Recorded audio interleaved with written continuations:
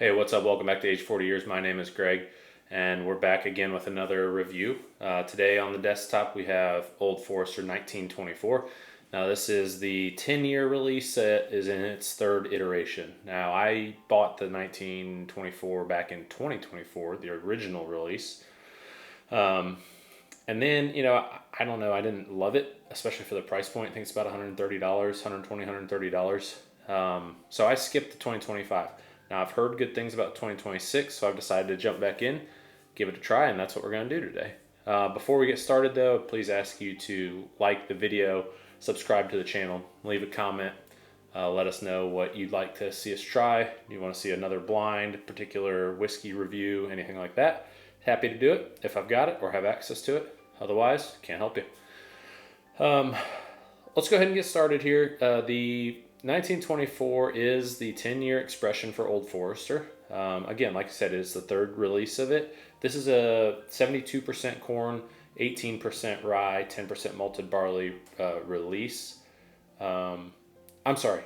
That is the standard release. I've got some notes over here. This one ups the corn a little bit, so it goes from 72% to 79%, 11% rye, so lighter on the rye, and 10% malted barley, which is the same as the normal recipe. Again, the normal recipe is 72% corn, 18% rye, and 10% malted barley. The color on this one, I gotta say, is exceptional. You just look at the bottle and it just looks like molasses, looks like cough syrup, looks excellent. I love the color on this. It is 100 proof.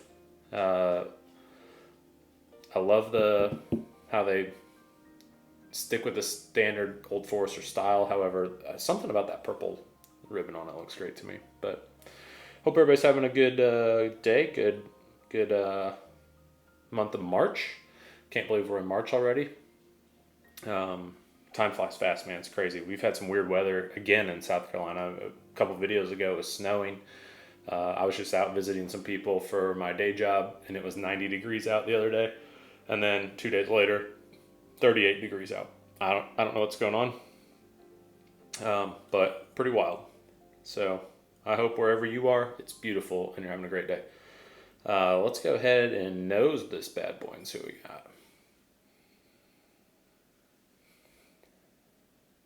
You see, Old Forester is kind of known for their red fruit profile, and I believe because they ramp up the corn on this one and mellow out the rye a little bit more, you get even a bigger expression of that. It's a little bit more red fruit, kind of that. I mean, I said it looks like cough syrup, but it kind of smells like cough syrup a little bit.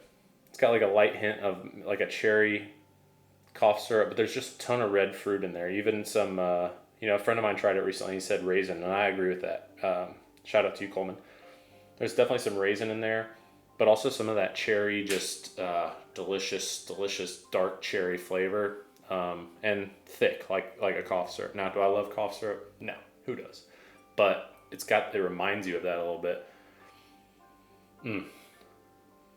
Gotta say, nose on this one's great. Maybe a little bit of raspberry in there. That's an excellent nose. That's different too. It's not that caramely, vanilla-y, oaky nose. That's really good.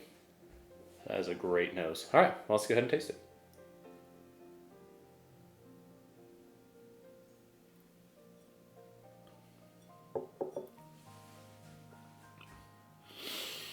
Wild. I'm gonna have to retaste that because instant surge of like a cherry vanilla Coke. Fantastic. That is fantastic. Man. Now the finish is totally different. It's like a cupcake. I'm just getting like a nice vanilla cupcake on the back end, like that light whipped frosting on it. Oof. My gosh. That is nasty. Dang. I haven't had a lot of new stuff yet this year. I went on this, I decided this year I was going to not buy anything in February because I have plenty of whiskey to drink.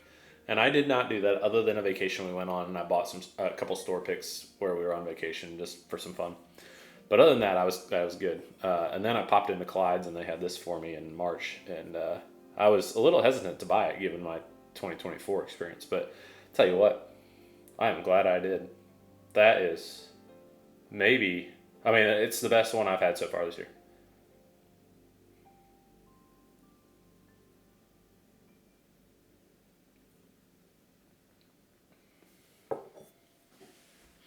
Yeah, I just get an instant punch of vanilla that's then followed up by that cherry flavor. There's almost no oak on the palate, but it does come through a little bit on the finish. That's really you do get on the finish a little bit of like a s'more flavor, that vanilla marshmallowy cupcake.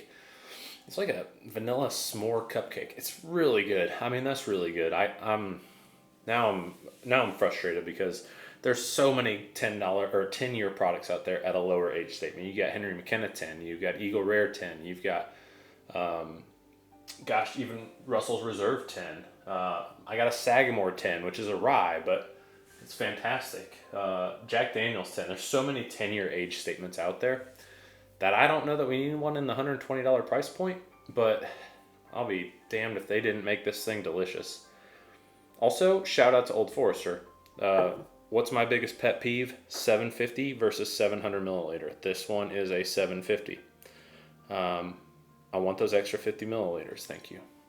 But I did not expect to go into this liking this much. Like I said, did not like the 2024 that much. Did not buy the 2025. Bought this one because I was offered it and probably would not have otherwise. If I just saw it on a shelf. In fact, I had a chance to buy a second one and I didn't. I'm kind of regretting that.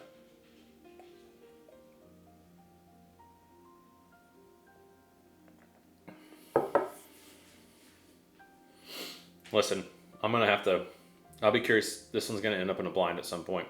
A 10-year blind. That'd be fun. Because they're all similar price points, you know? Or, not price points. Price points are very different. They're all similar proof points. Now, Eagle Rare, a little bit lighter.